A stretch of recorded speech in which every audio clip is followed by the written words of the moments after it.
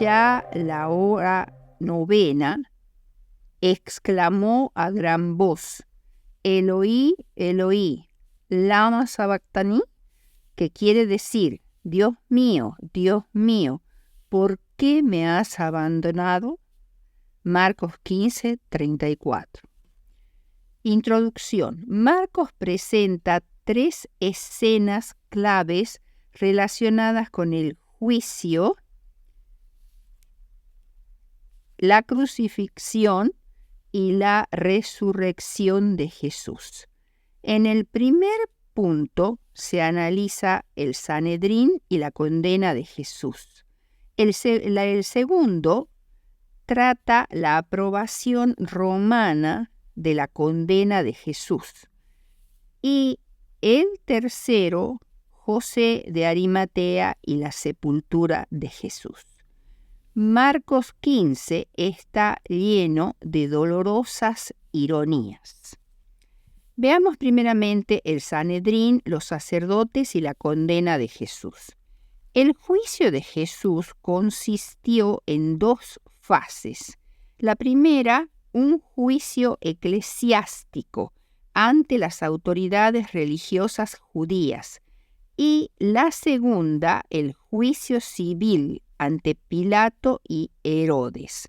Hubo 2 audiencias preliminares, una ante Anás solo y otra ante Anás y Caifás. Anás era la cabeza de la familia sacerdotal en ejercicio y, por deferencia a su edad, el pueblo lo reconocía como sumo sacerdote.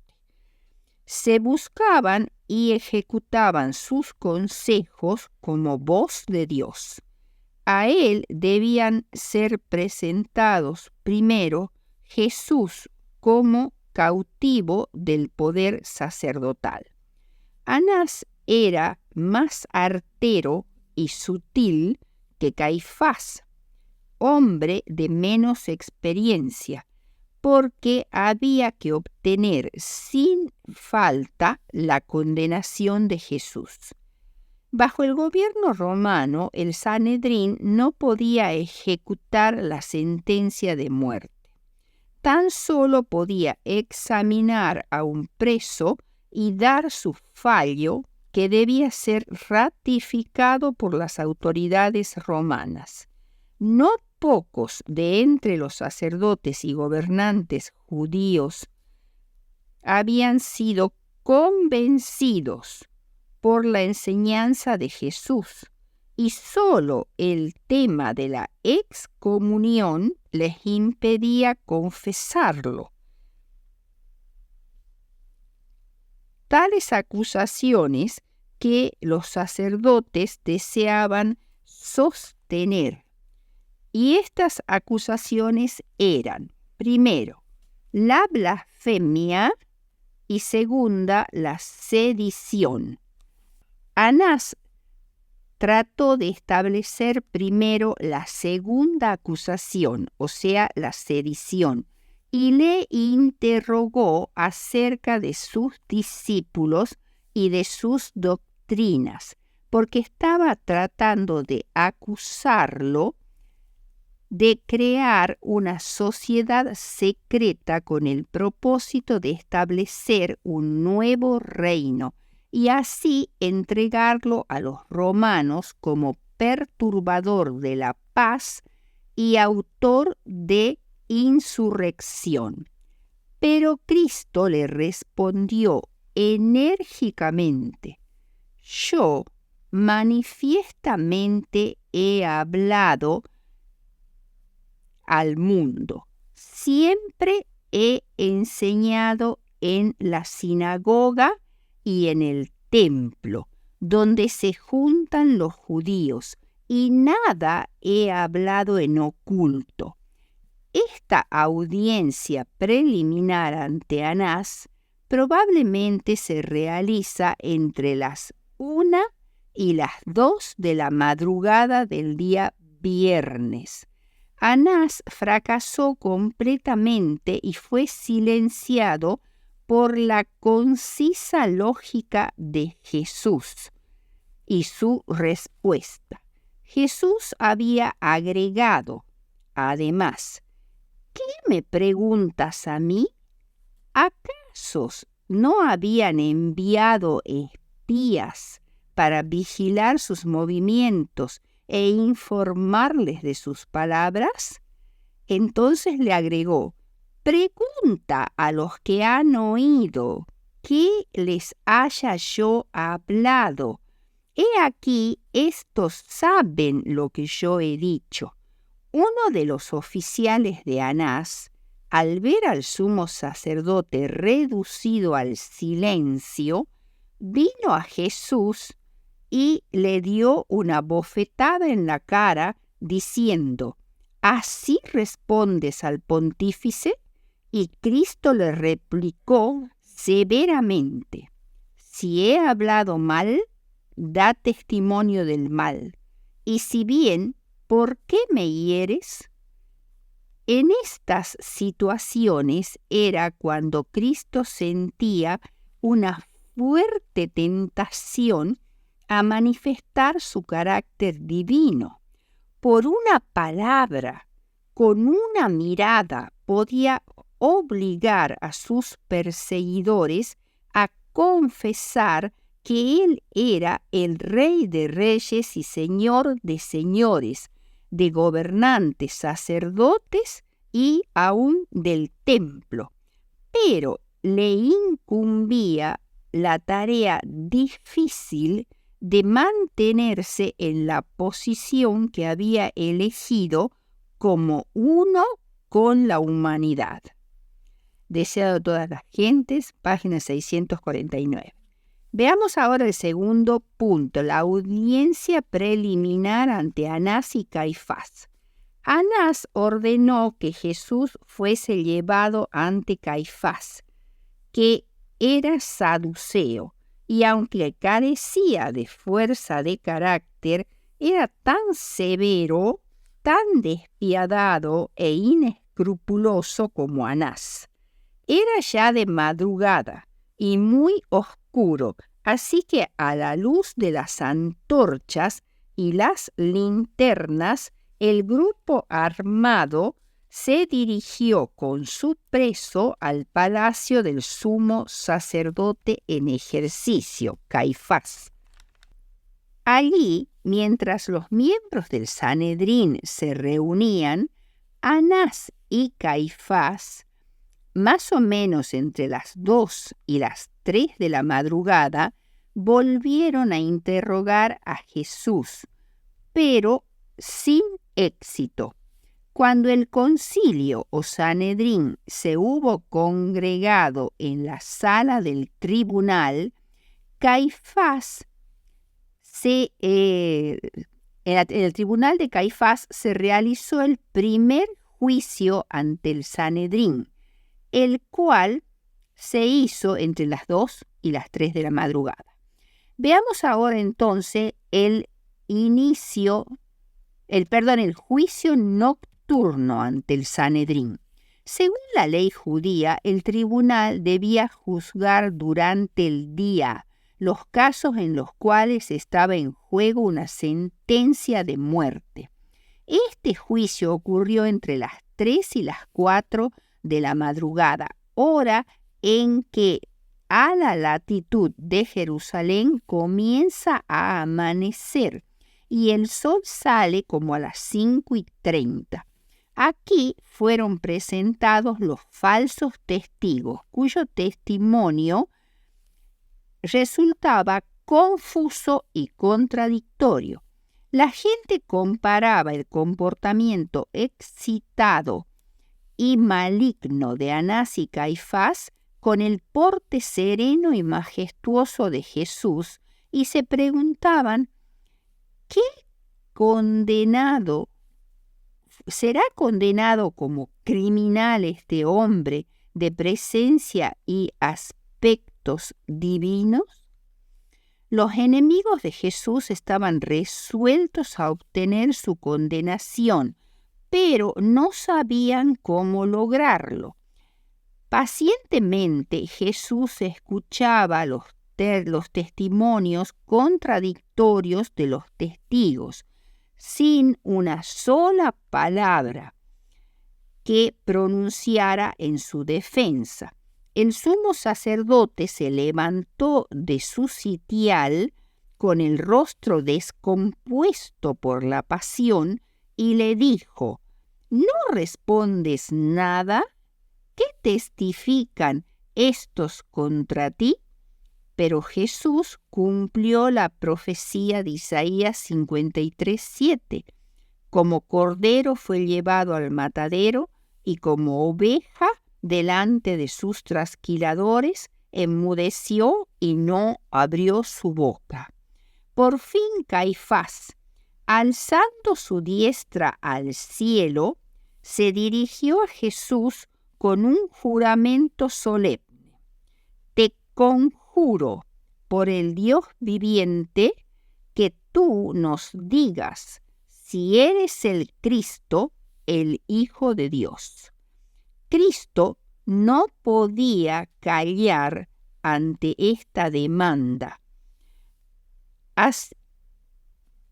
Había tiempo en que debía callar y tiempo en que debía hablar.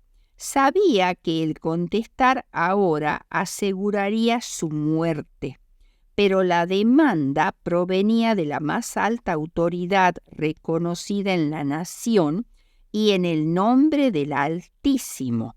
Su propia relación con el Padre había sido puesta en tela de juicio. Debía presentar claramente su carácter y su misión. Todos los ojos se fijaron en él cuando contestó: Tú lo has dicho, y aún os digo que desde ahora habéis de ver al Hijo del Hombre sentado a la diestra de la potencia de Dios y que viene en las nubes de los cielos. Marcos 15:62. En el futuro se presentaría el reverso de la escena que ocurría entonces.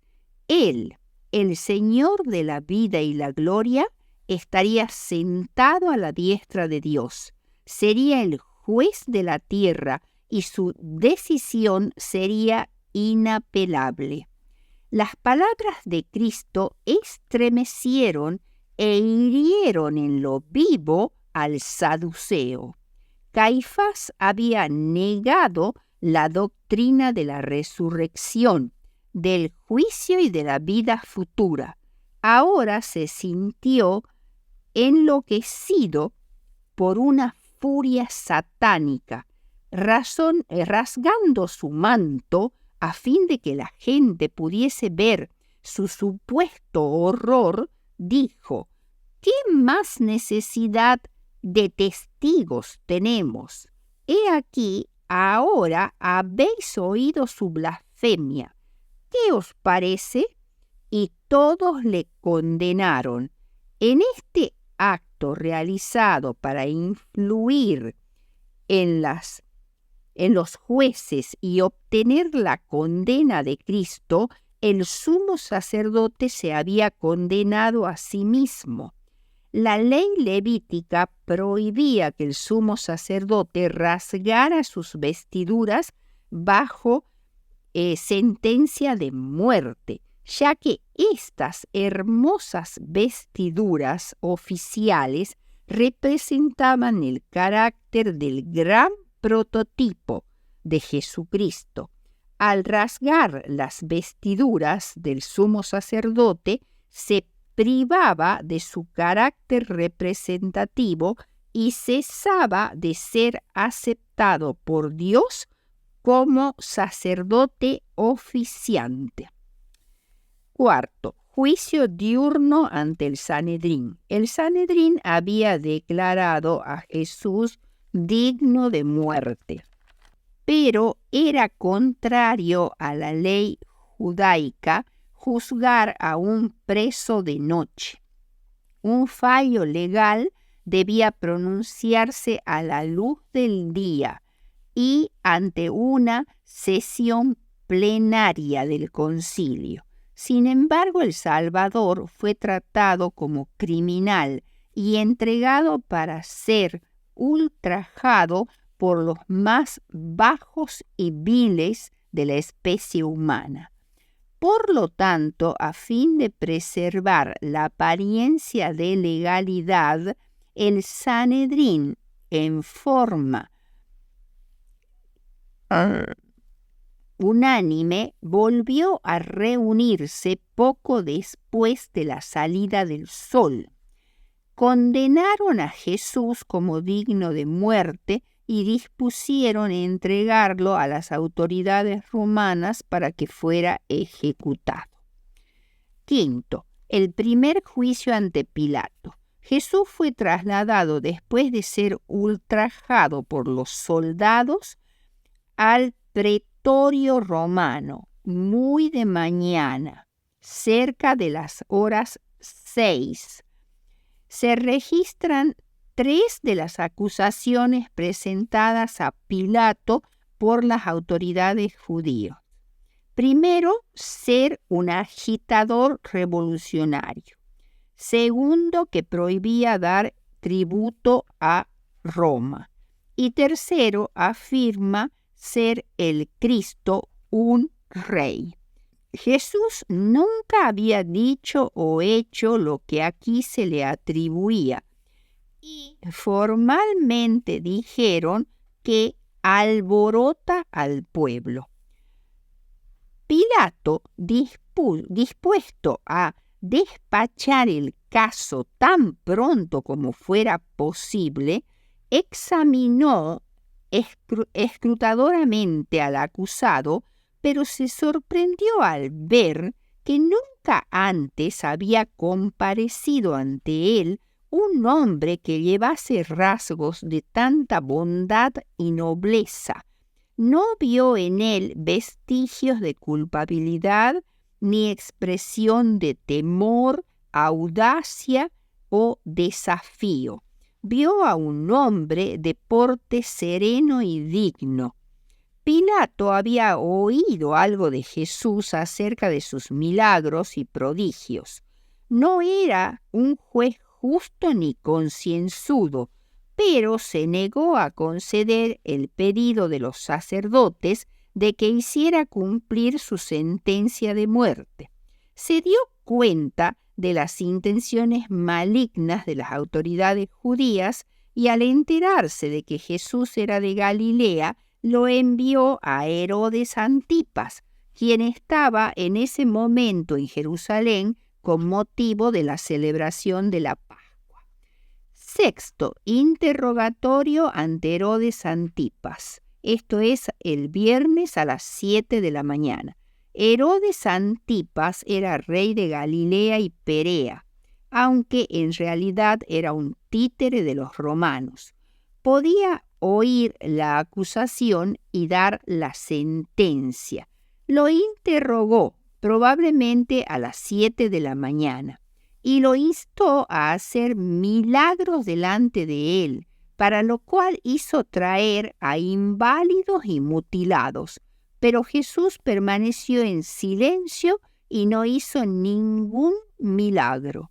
Herodes no dictó sentencia y lo devolvió a Pilato. Séptimo, segundo juicio ante Pilato.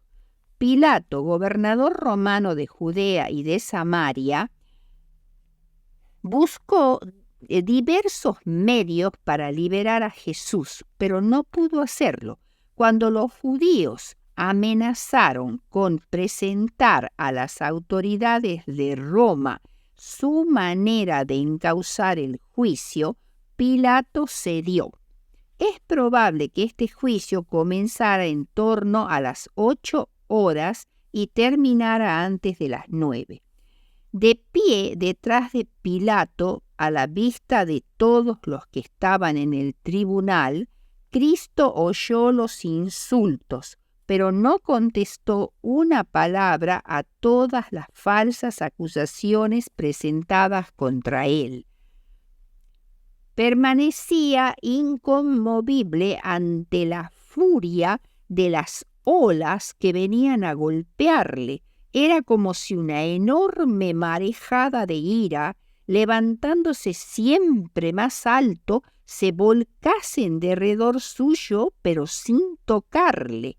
Guardaba silencio, pero su silencio era elocuencia.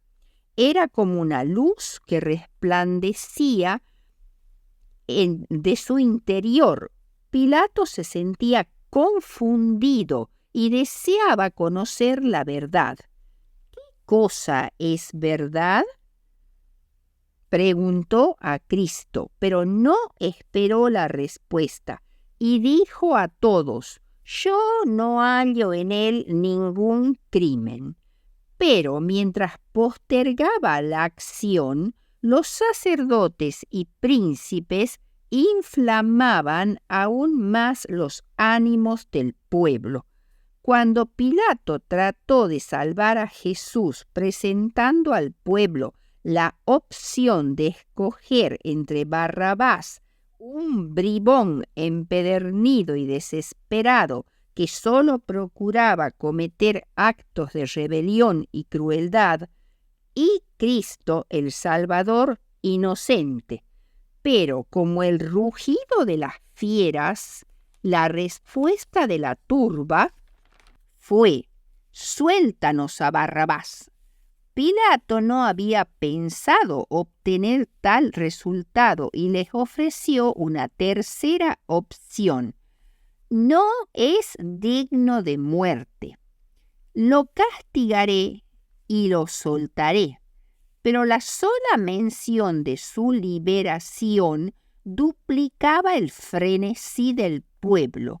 Crucifícale, crucifícale, clamaban, y Jesús fue sometido a la terrible flagelación a la vista de la muchedumbre. Satanás esperaba con estas maniobras provocar al Salvador para que realizara un milagro para salvarse a sí mismo y así destruir el plan de salvación. El Cordero de Dios habría sido entonces una ofrenda imperfecta y la redención del hombre habría fracasado. Por tanto, Jesús se sometió con perfecta calma a los más groseros insultos y ultrajes.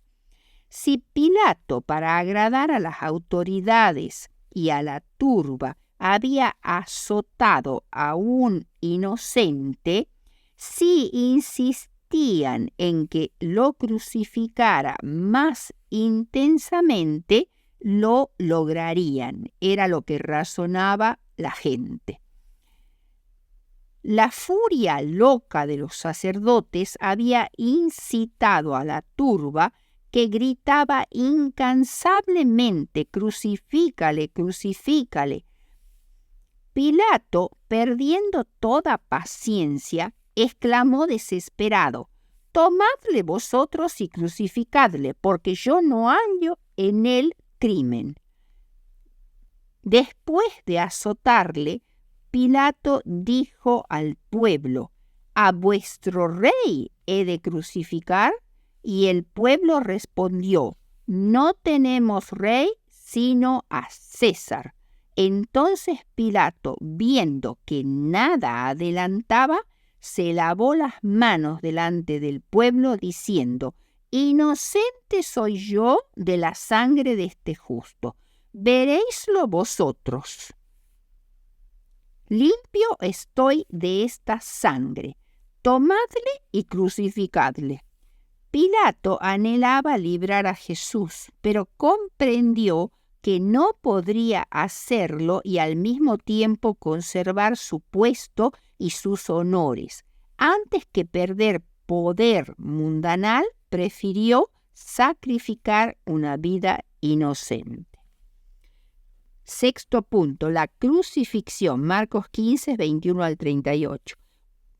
Para santificar al pueblo por su propia sangre, Cristo padeció fuera de la puerta.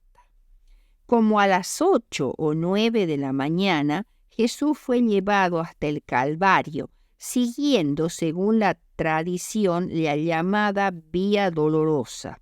Según esta tradición, el juicio de Pilato ocurrió en la Torre Antonia, al norte de la zona del templo, y el sitio del Gólgota sería la zona donde se levanta actualmente la iglesia del Santo Sepulcro. La palabra Gólgota significa calavera y estaba fuera de los muros de Jerusalén a corta distancia del norte de la ciudad. El nombre de Monte de la Calavera podría deberse probablemente a la forma que tenía la colina. Jesús murió, por tanto, fuera de la puerta, o sea, fuera de los límites de Jerusalén, donde eran ejecutados los criminales y homicidas. Una vasta multitud siguió a Jesús desde el pretorio hasta el Calvario y se unieron a ella muchos creyentes en Cristo y aún discípulos de Jesús, y también muchas mujeres que antes lo seguían.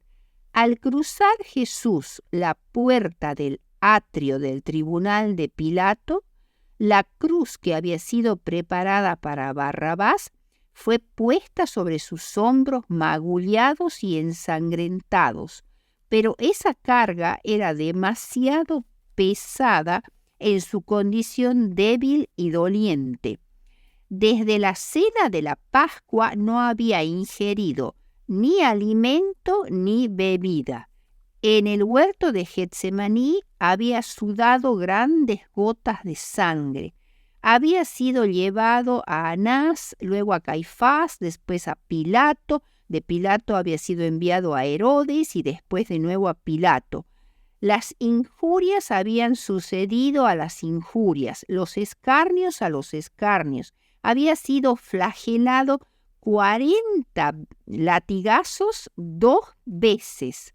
Durante la deshonrosa farsa del proceso se había portado con firmeza y dignidad, pero cuando después de la segunda flagelación, la cruz que fue puesta sobre él venció a la naturaleza humana que ya no pudo soportar más y Jesús cayó desmayado bajo la carga.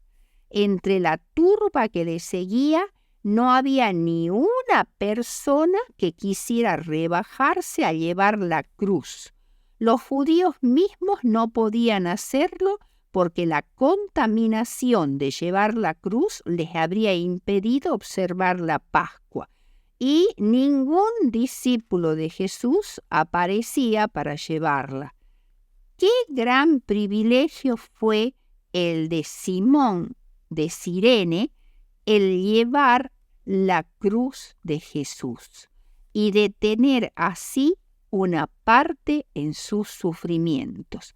Había muchas mujeres entre la multitud que lo seguían hacia su muerte, cuyos corazones se enternecían y estaban por quebrantarse por él. Se le dio antes de la ejecución una copa de vino que tenía un poco de incienso a fin de nublar sus sentidos y mitigar el sufrimiento del condenado a muerte. Pero Jesús rechazó este estupefaciente a fin de que su mente y sus sentidos no estuvieran embotados. La crucifixión fue llevada a cabo por soldados romanos y este modo de ejecución no producía una gran pérdida de sangre, sino que los crucificados morían generalmente de fatiga por quedar expuestos a la intemperie después de unas 12 horas, aunque en algunos casos tardaban 2 o 3 días en morir. Jesús fue crucificado como a las 9 de la mañana. La causa de su muerte fue escrita en un cartel en arameo, en griego y en latín, y decía: «Este es Jesús, el Rey de los judíos». lo cual suponía una sumisión perpetua a Roma y ofendía el orgullo de los judíos.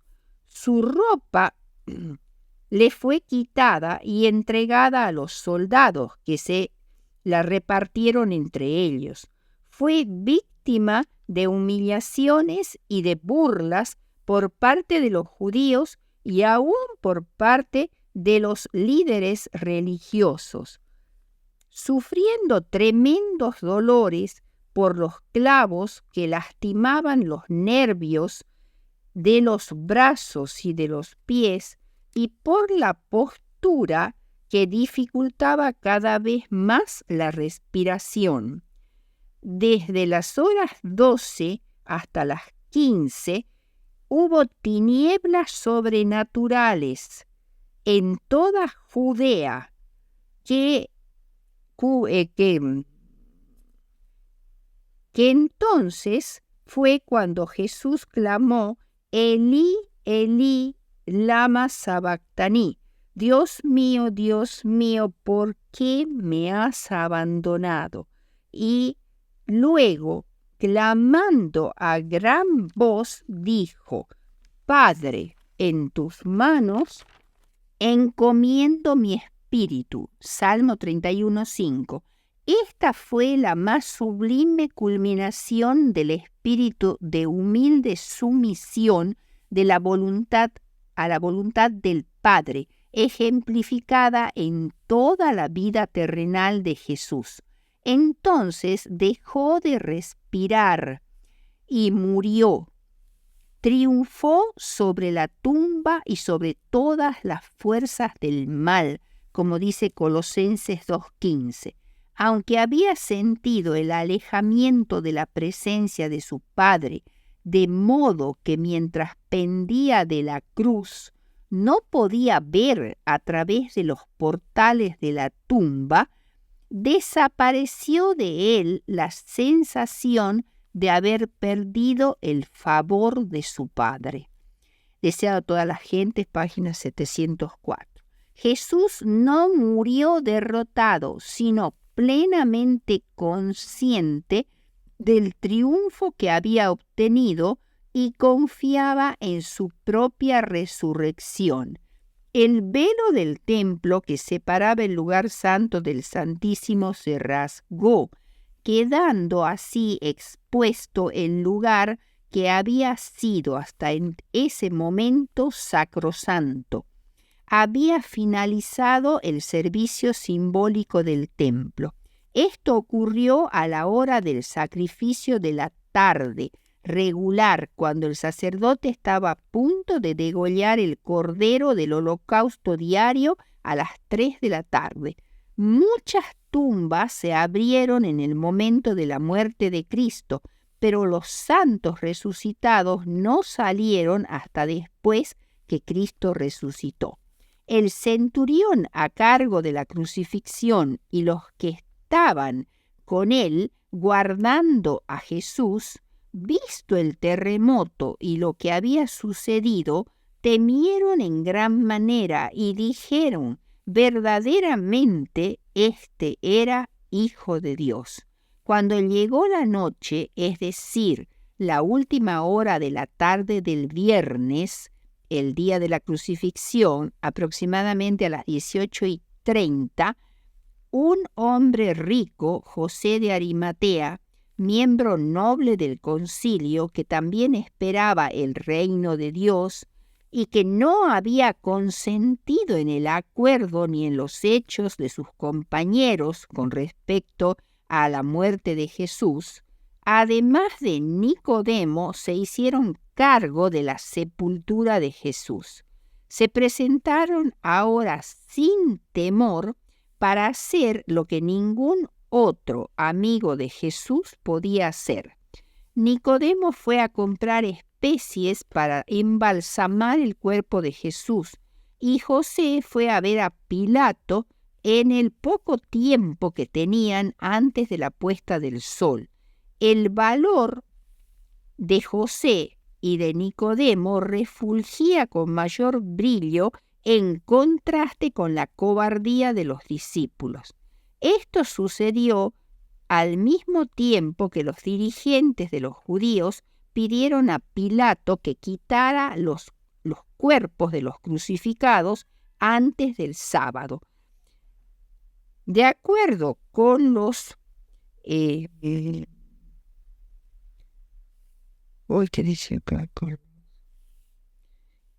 De acuerdo con las normas establecidas, Jesús, como traidor a Roma, hubiera sido enterrado en forma ignominiosa en un campo reservado para los criminales más viles. Pilato dio primero la orden de que se confirmara oficialmente que Jesús había muerto, porque era poco común que un crucificado muriera en 6 horas, y esto fue verificado por el lanzazo que se dio en su costado, del cual brotó sangre y agua. José compró una sábana nueva, envolvió en ella el cuerpo de Jesús y lo colocó en un sepulcro nuevo de su propiedad, en el cual no se había enterrado a nadie aún. La generosa dádiva de José, al ceder su sepultura para enterrar a Jesús, resolvió un problema para el cual los discípulos no tenían solución, y se hizo rodar una piedra redonda y plana ubicada de tal forma que rodaba en una especie de riel y servía de puerta a la tumba. Conclusión: la ira de Dios contra el pecado, la terrible manifestación de su desagrado por causa de la iniquidad, llenó de consternación el alma de su Hijo. Sintiendo el terrible peso de la culpabilidad que carga sobre sí, no puede ver el rostro reconciliador del Padre. Por ello atravesó su corazón un pesar que nunca podrá comprender plenamente el hombre. Tan grande fue esa agonía que apenas le dejaba sentir el dolor físico.